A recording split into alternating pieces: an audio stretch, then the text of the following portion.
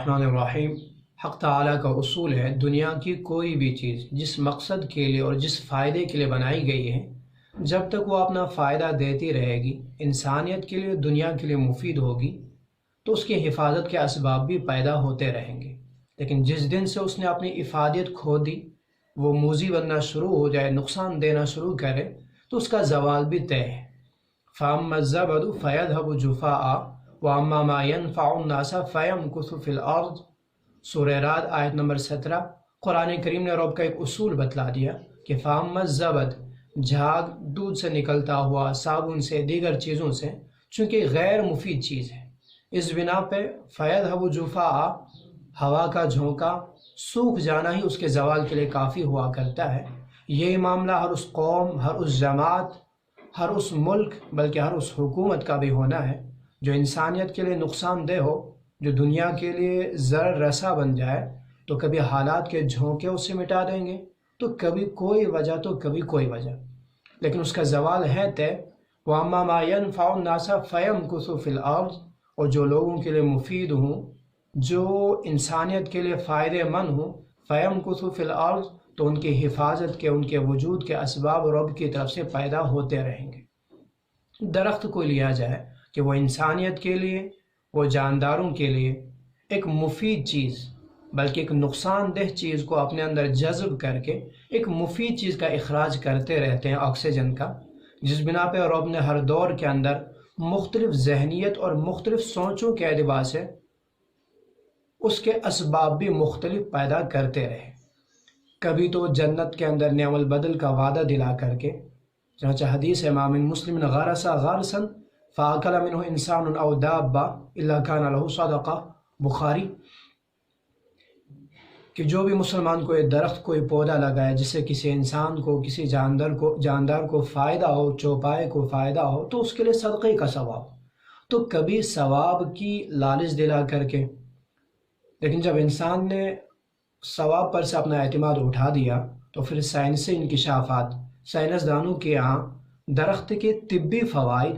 ماحولیاتی فوائد کو ظاہر کر کے پھر سے انسان کو آمادہ کیا کہ وہ درختوں کی حفاظت کے لیے تیار ہو جائے، ایک سبب پھر سے پیدا کر لیا۔ لیکن جب انسان پھر سے خود غرض بنا کہ نہ اب اسے ثواب کی امید اور نہ اسے اپنے طبی اور ماحولیاتی فوائد اس کی حفاظت پہ آمادہ کرتے، تو پھر رب نے اس کی حفاظت، چونکہ ایک مفید چیز ہے، اس کی حفاظت لازمی ہے، تو اس بنا پہ رب نے پھر حکومتوں کو آمادہ کیا کہ وہ اس کے کاٹنے پر جرائم اور جرمانے عائد کرے، اور اس کے لگانے کے لیے وہ طرح طرح کے اسباب پیدا کرے۔ یہی وجہ ہے کہ آج ہم دیکھتے ہیں کہ ہر ملک کے اندر ایک نہ ایک دن منایا جاتا ہے درختوں کو اور پودوں کو لگانے کا۔ گویا یہ ایک مفید چیز تھی، تو اس کی حفاظت کے اسباب بھی ہر دور میں رب نے مختلف پیدا کرتے رہے۔ یہی معاملہ کسی بھی قوم، کسی بھی جماعت، کسی بھی انسان کا ہے کہ جب تک وہ مفید ہوگا، فائدہ دیتا رہے گا، نقصان دہ نہیں ہوگا، تو اس کی حفاظت کے، اس کے وجود کے اسباب بھی پیدا ہوں گے۔ لیکن جس دن سے وہ موذی بن جائے، نقصان دہ بن جائے، تو اس کی الٹی گنتی بھی شروع ہو جاتی ہے۔ برے حالات کے اندر رب کی طرف سے ظالم و مظلوم دونوں کے لیے ایک پیغام ہے۔ ظالم کے لیے تو یہی پیغام کہ اب تم نقصان دہ بننا شروع ہو گئے ہو، تم نے موذی بننا شروع کر دیا، لہذا تمہارے دن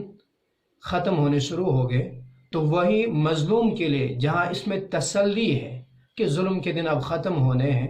لیکن وہیں اس کے لیے ایک تنبیہ بھی ہے کہ تم پہ ہونے والا ظلم کہیں رب کے اسی اصول کا حصہ تو نہیں، کہیں تم بھی اپنی افادیت کھو تو نہیں چکے، کہیں تم بھی موذی بننا شروع تو نہیں کر چکے تھے، جس بنا پہ تم پہ رب کا یہ اصول لاگو ہونا شروع ہو گیا۔ لہذا